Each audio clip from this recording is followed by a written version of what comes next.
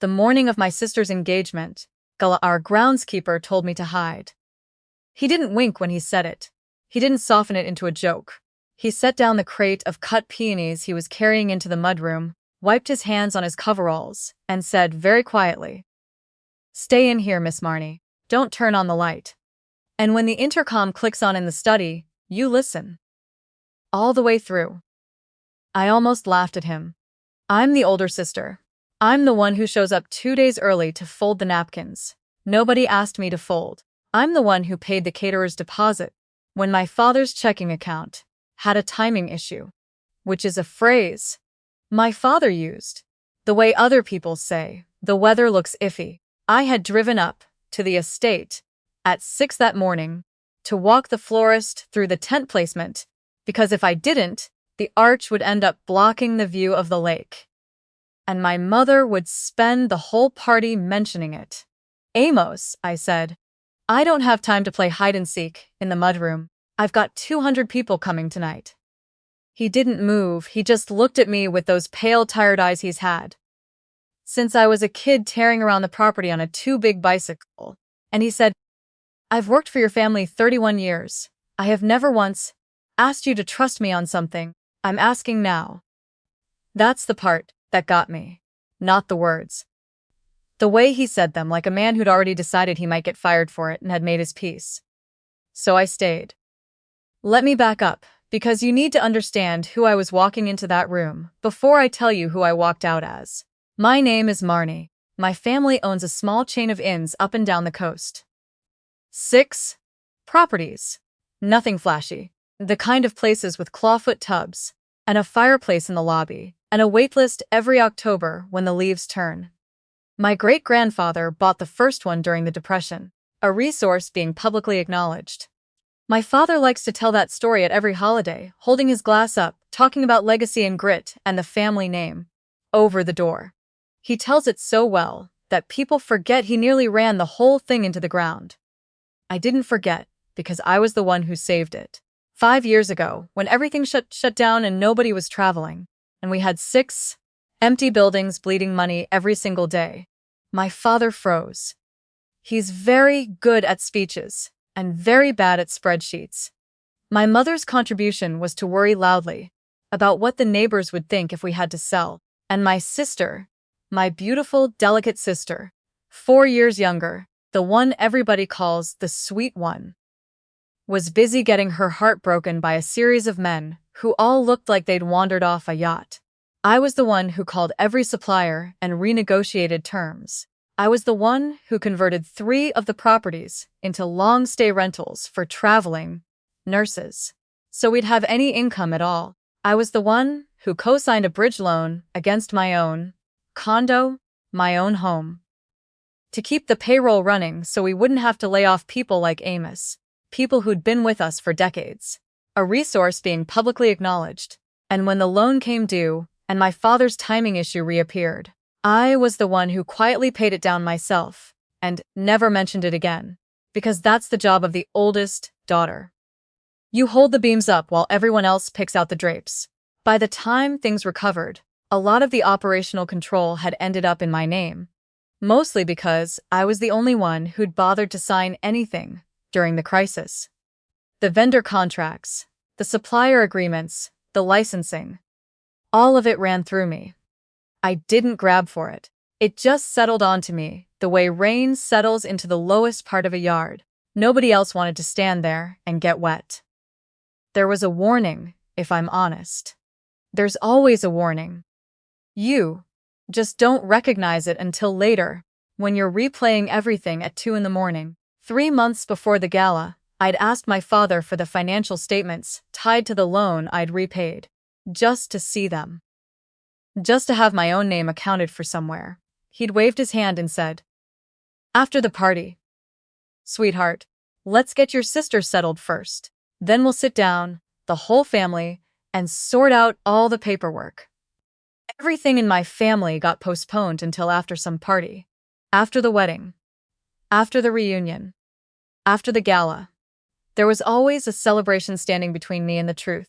I used to think that was just how my family was.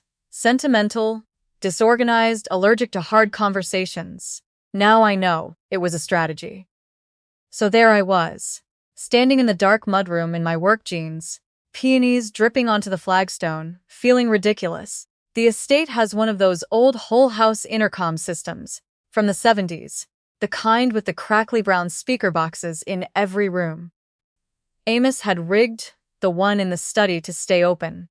I didn't know that yet. I just stood there, with my arms crossed, planning the speech I'd give him about wasting my morning. Then the little brown box on the wall clicked and hissed, and my father's voice filled the dark room. "Transfer's clear on Monday," he was saying. "Once the party's done and everyone's gone home happy." My mother's voice, a little breathless. "And she really doesn't suspect anything, Marnie?" My father laughed. It was not a cruel laugh. That was somehow worse. It was fond, indulgent. The laugh you'd give a golden retriever that keeps bringing you the same slobbery tennis ball. "Marnie needs to be needed. Give her a crisis to fix, and she's happy as a clam. She'll sign whatever we put in front of her, as long as she thinks the family's counting on her." I stopped breathing. My sister's voice next, light and sweet. Soltz, the voice that has talked her out of every consequence she's ever faced. "I still feel a little bad." "Don't," my father said. "She'll land on her feet. She always does. That's the whole point of Marnie. That's the whole point of Marnie. I want you to understand. I have loved these people my entire life. I have driven 4 hours in a snowstorm to bring my mother the specific brand of tea she likes. I have sat in emergency rooms, I have wired money at midnight, and I was standing in a dark room listening to them describe me like a household appliance that had finally paid for itself. The lawyer says it's clean, my father went on. The restructuring puts the controlling stake with the new couple. Marnie's operational role gets folded in. Quiet, no announcement, no fuss. By the time she notices, it's done and dusted. The new couple, my sister and her fiancé. And then a fourth voice joined the conversation, and the floor dropped out from under me. "She already signed the transfer authorization," the fourth voice said. 2 months ago. She just doesn't know that's what it was." It was Wade. My fiancé. The man who'd held my hand in the surgical waiting room when my mother had her hip done. The man who used to press his forehead against mine and say, "You carry too much by yourself, Marnie. Let me carry some." The man I was going to marry in the spring, in that exact tent, on that exact lawn. 2 months ago, over dinner at our kitchen table, Wade had slid a folder across to me. Some restructuring document, he'd said. Tax efficiency. Everyone was doing it, he'd said. It was standard, boring. He'd handle the details. I just needed to sign where the little colored tabs were. He worked in finance. He talked about vehicles and instruments and carrying costs, until my eyes glazed over, which I've since realized was the point. And I trusted him, so I signed where the colored tabs were. And I never read the colored tabs were, and I never read the pages in between. Because when you love someone, you don't expect the betrayal to be hiding in the fine print you skimmed. They kept talking. I stopped hearing individual words for a while. There was a roaring in my ears, like standing too close to the ocean. When it came back into focus, my sister was saying, "And she'll still do the toast, right? At the party?" "Of course," my father said warmly. "She wrote it. She's very good at that sort of thing." I'd written a toast for my sister's engagement. It was in my coat pocket, 3 index cards, and I'd been proud of it. I heard chairs scrape. Footsteps, the click of the study door. And then the intercom hissed empty static, and I was alone in the dark with the smell of cut flowers in my own heartbeat. "I want to tell you," I cried. I didn't. Something in me had gone very cold and very still, like a pond freezing over from the middle out. I stood there for a long minute.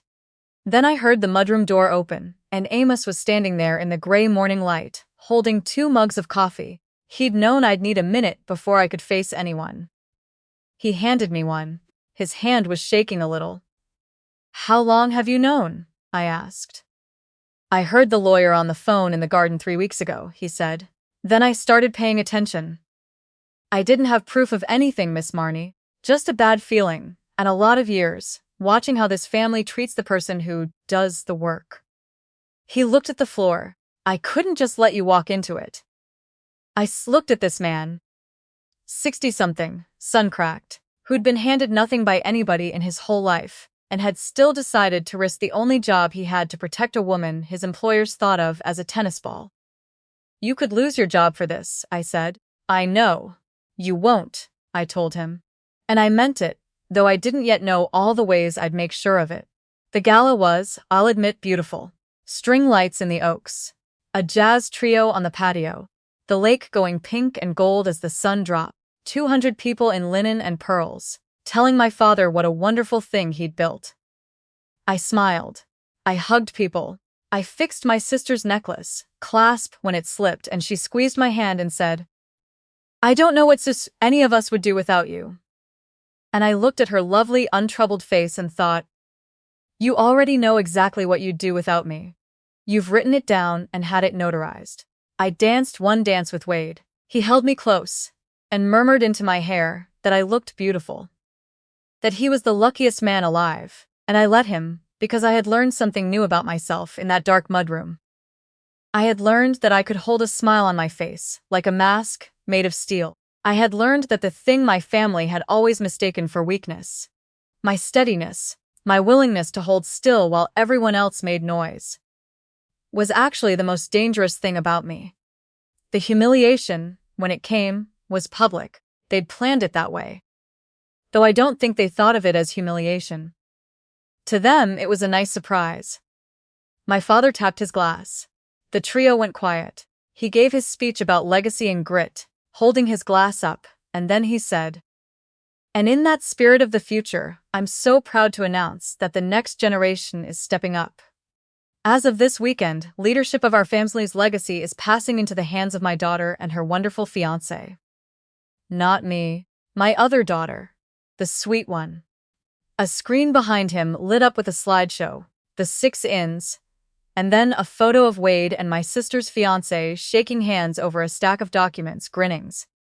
My mother had her hand pressed to her chest like she was watching a coronation.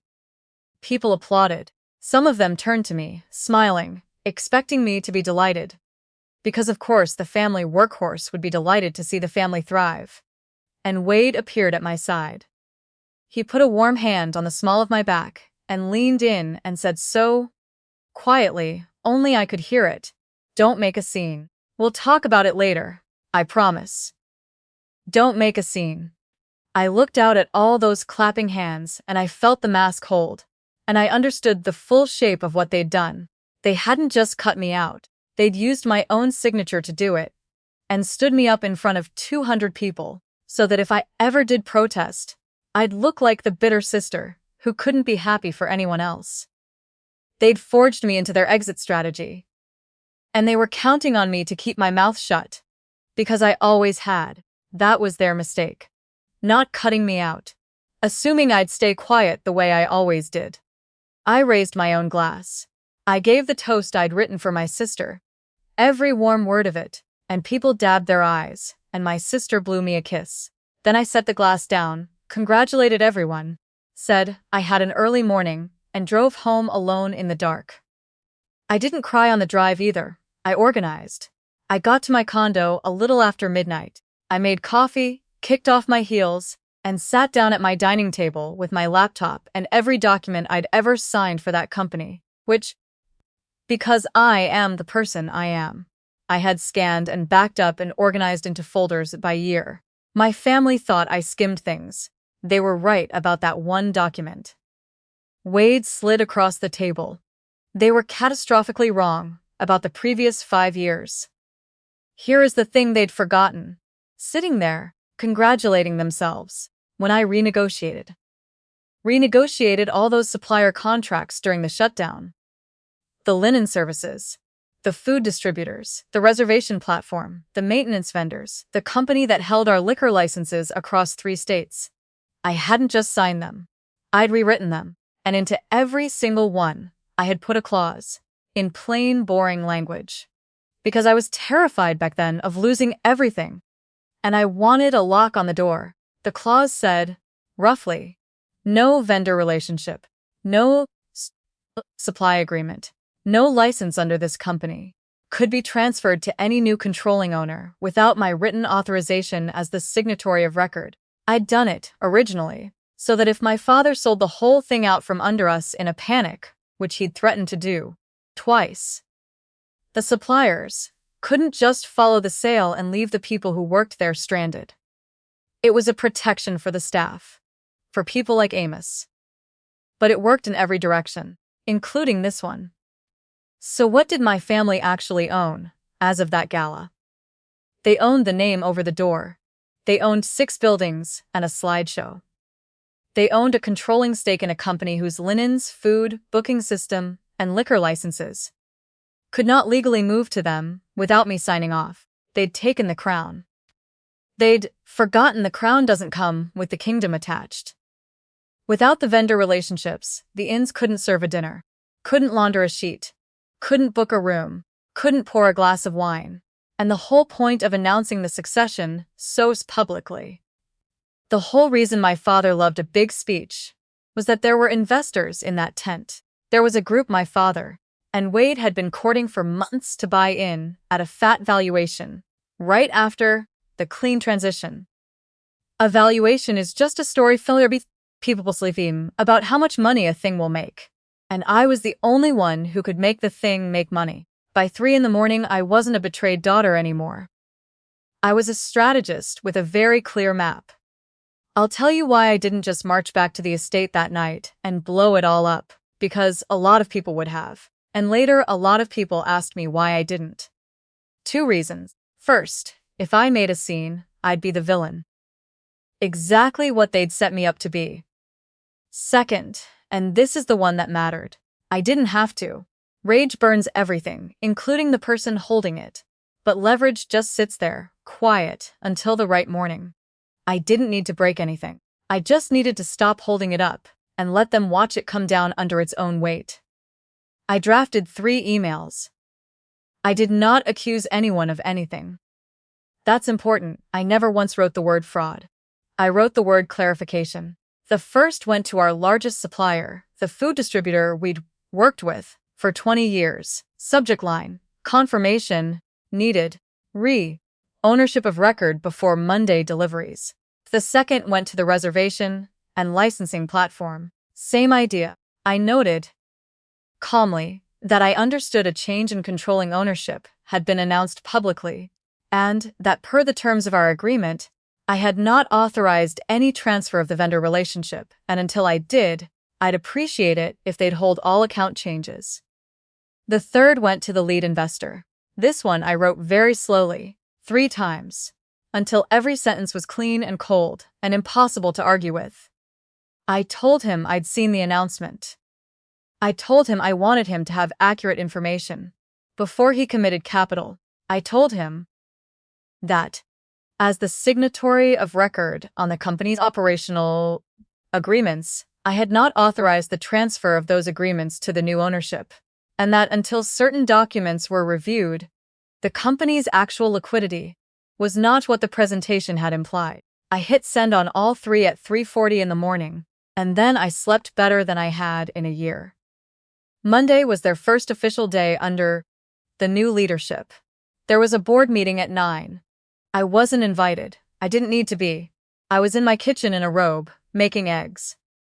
At 8:41, the food distributor opened my email. At 8:52, they replied. They'd been unaware of any ownership change and, per our agreement, they required confirmation from the signatory of record before continuing deliveries, effective immediately. At 9:03, my phone lit up with a text from Wade. What did you send the distributor?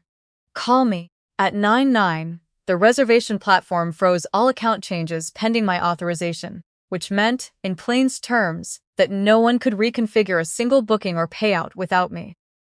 At 9:14, my phone rang. My father. I let it ring. At 9:20, another text from Wade. No punctuation at all now. Marnie, answer me right now. This is serious.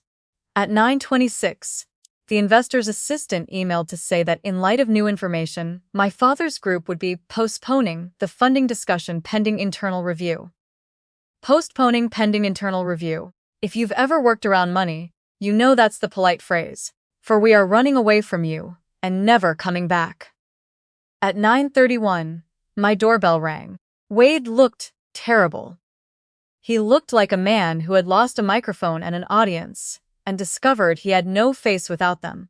He pushed past me into my kitchen and turned around and said, "What did you do?" "I poured myself more coffee." "I stopped holding the beams up," I said. "You're sabotaging your own family." "No," I said. "I'm exercising the rights you all forgot I still have. There's a difference. Sabotage would be if I broke something." "I didn't break anything, Wade. I just took my hands off it." His jaw worked. "You'll destroy everything. The staff, the buildings, everything your family built. My family built," I repeated, and I let that sit there between us. "Say that again slowly and see if you believe it." He didn't say it again. He changed tactics, which is a thing men like Wade do fluidly, the way water finds the crack. He softened his voice. He said my name gently. He said we could still fix this, that it wasn't too late, that maybe there'd been a miscommunication about the documents. I looked at him for a long time. Long enough that he stopped talking. "Did you love me?" I asked him. "Or did you position me?" He didn't answer. And I realized I didn't need him to. The silence was the whole answer, cleaner than any words he could have found. "I'd like you to leave," I said. "And I'd like the ring back on the counter before you go." He left it on the counter. It made a small, expensive sound against the granite. They didn't collapse all at once. Collapse would have been merciful, and I wasn't feeling merciful. They unraveled, thread by thread, over a week, and I watched it happen the way you'd watch a tide go out. Slow, inevitable, taking more than anyone expected. By Tuesday, 3 more suppliers had sent formal requests for clarification. By Wednesday, the reservation platform had frozen a payout, and my sister's fiancé, the new co-owner, discovered he couldn't actually pay the staff without me, by Thursday being publicly acknowledged. Thursday, one of the state licensing boards flagged an inconsistency in the transfer documents, because it turned out that when you backdate a signature, the timestamps don't always cooperate, and computers remember things people would rather they forgot. My father came to my condo Thursday evening, not angry, desperate. He stood in my living room like a man who'd wandered into the wrong house, and he said, "Marnie, sweetheart, we can fix all of this privately, as a family." "Privately?" I said. "The way you announced it privately, in front of 200 people?" He flinched. "My mother didn't come. She sent a text that said the whole thing was giving her palpitations, and she hoped I was happy. My sister didn't come either. She sent a message that said, 'You're ruining the best time of my life.' I read it 3 times and felt almost nothing, which frightened me a little, and then didn't. By Friday, the investor group had publicly withdrawn. By Saturday, the family lawyer, my father's lawyer, the one who told everyone the restructuring was clean, sent me a very careful email. They'd like to discuss a settlement, he wrote. At my convenience. At my convenience. 6 days earlier, I'd been a tennis ball. Now the lawyer was writing at my convenience. Here's the thing. I want you to understand about the settlement, because it's where a lot of stories like mine go wrong. I could have gone back in for blood. I could have demanded my sister and her fiancé be publicly humiliated the way I'd been. I could have pushed the document fraud all the way to the state and watched my father lose his liquor licenses and maybe worse. There were nights that week I wanted to. There were nights the cold thing in my chest whispered, "Do it. They'd have done it to you." But revenge and correction are different animals. Revenge is about them. Correction is about you. And I had figured out, somewhere in that long week, that I did not want to spend the next 5 years running a company for people who thought of me as an appliance.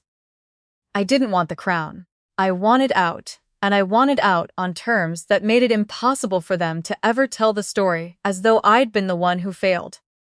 The meeting was the following Tuesday, At a neutral office with glass walls and bottled water nobody drank.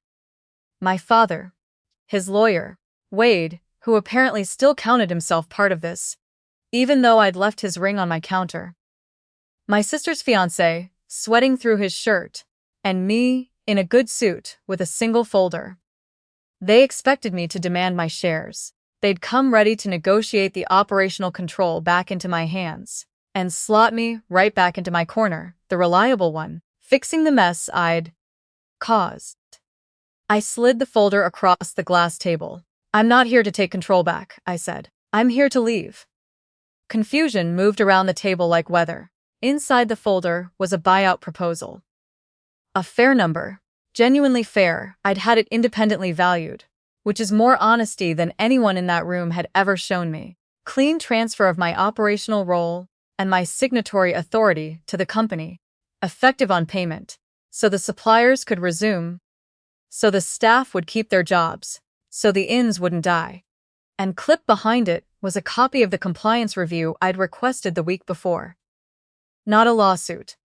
Not an accusation. A neutral, formal request to the relevant authorities to review the timing irregularities in the transfer documents. The back-dated signature. The one with my name on it. "Here's how this works," I said. "If you buy me out at this number and let me authorize the transfer myself, cleanly, my signature is legitimate because I'll have actually agreed to it. The suppliers come back. The valuation recovers. The staff get paid. Everyone lives." I tapped the compliance review. "But if I walk out of here without that buyout, then the documents you already used stand as they are, with my forged signature on them. Backdated. And I've already asked the state to look at exactly that. I'm not accusing anyone. I'm just declining to fix it. And an audit doesn't shout. It just reads very slowly, out loud, in a room like this one." Wade had gone the color of the bottled water. My father's hand, resting on the glass, had a fine tremor in it I'd never seen before. "You'd ruin us," my father whispered. I met his eyes, and I said the truest thing I said all week. "No, I'm just choosing not to save you. There's a difference. You should have learned it a long time ago, from watching me do the opposite." I stood up. I buttoned my jacket. "Approve the buyout by Friday," I said, "or let the review run its course. Either way, I'm done holding the beams." The money hit my account Thursday afternoon. I want to tell you the parts that came after, because the internet version of a story like this ends at the boardroom, and real life doesn't. Real life has a Friday and a next month and a year later. I authorized the transfer myself, cleanly, in my own hand. So the suppliers came back and nobody on the staff missed a paycheck. That mattered to me more than anything the family understood. I resigned publicly and gracefully. The press release, which I wrote, because of course I did, said I was stepping back from operations to pursue my own ventures, wishing the family and the company every success.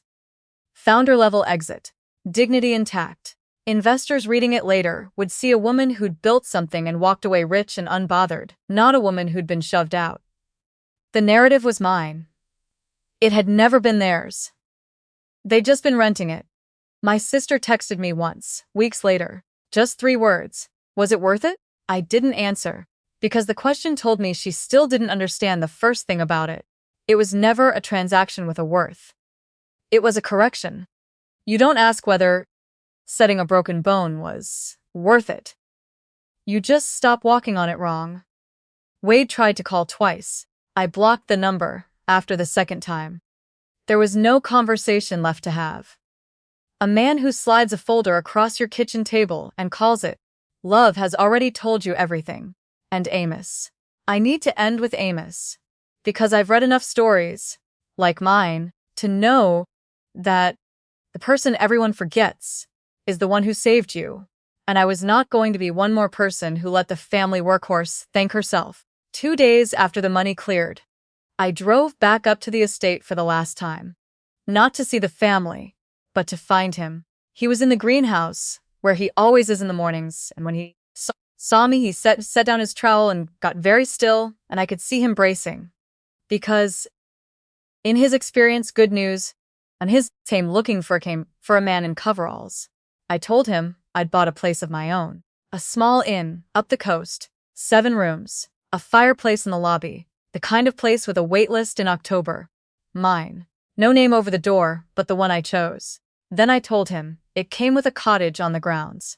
And a head groundskeeper's salary that was frankly embarrassing. And full say over every green thing that grew there. And that the job was his if he wanted it, for exactly as long as he wanted it, which I hoped was the rest of his life. He didn't say anything for a while. He looked out at the greenhouse. He'd kept alive for 31 years. For people who'd never once said his name in a toast. Then he took off his caps, and he wiped his eyes with the back of his wrist, and he said, "I only told you to listen, Miss Marnie. You did the rest." "You told me to trust you," I said. "Nobody in that family ever gave me a reason to trust them. You gave me one in 30 seconds. That's the whole difference between you and them." He starts at my place in the spring. People ask me if I miss my family. The honest answer is that I miss the version of them I invented. The one that loved me back. The one that would have hidden under a blanket for me the way I'd have done for any of them. That family was never real. I built it the same way I built everything else, out of my own hope and a lot of unpaid labor. They thought, that morning, that they'd tucked me safely out of the way. That I was the reliable one, the fixer, the beams, the tennis ball. They spent 30 years mistaking my steadiness for something they could stand on. They never once considered what happens to everything above you. The moment the person holding it up decides to simply, quietly step aside. I don't fund other people's celebrations anymore. I don't hold up other people's houses. I build my own, up the coast, 7 rooms, and a fireplace, with a man I trust tending the garden. And when the leaves turn in October and every room is full, I stand in my own lobby in the warm light, and I think about a dark mudroom and a crackling brown intercom, and I am not sorry. Not for one single minute of it.